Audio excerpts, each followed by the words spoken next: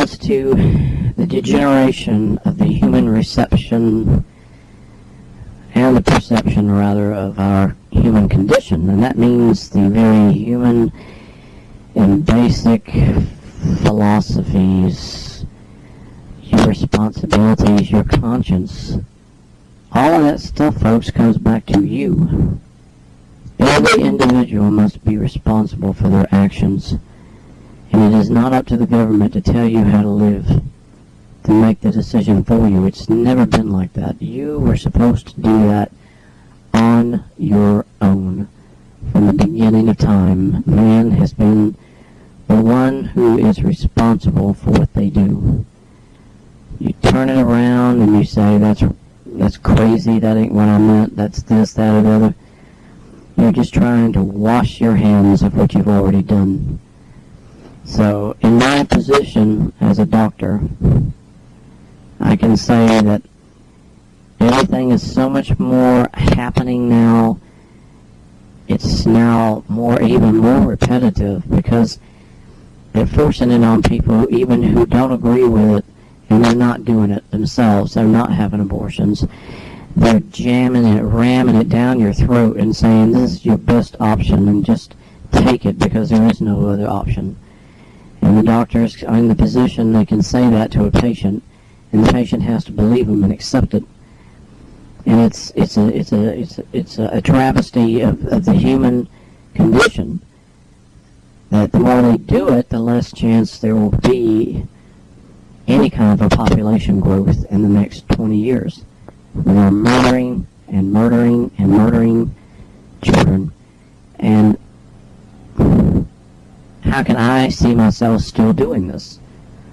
Well, if people find out enough and soon enough, then my job might end, and I'm hoping it will. But when I can find my own type practice where I can get out of this realm and get a practice that allows me to survive, I will hang it up and say, I never will again kill an unborn life. And that's what I have to say to you or anybody else.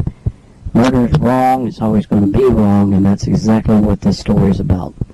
And Planned Parenthood, being a government agency, they have more blood on their hands because they're supposed to be there to protect the public than I do or any other person who works in the medical field. So that exactly, folks, is what the story is. And I hope what I've shared today gives you a lot more into what they're doing. They, meaning the government, the New World Order, and they are controlling all of this because it's not happening only in America. It's happening in every civilized nation on earth. And the less people care and turn around or look the other way, the more it's going to be another Adolf Hitler. They interviewed people during the Nuremberg trials, kept asking the audiences of the people, you live not more than so many kilometers away. Why didn't you say anything? Why didn't you do anything about these atrocities? They said, oh, I didn't want to get involved. I didn't want to be indicted in these charges once these people came up for trial. And one thing distinctive happened. The Allies went into a known marketplace and they found direct evidence of inhuman treatment of people.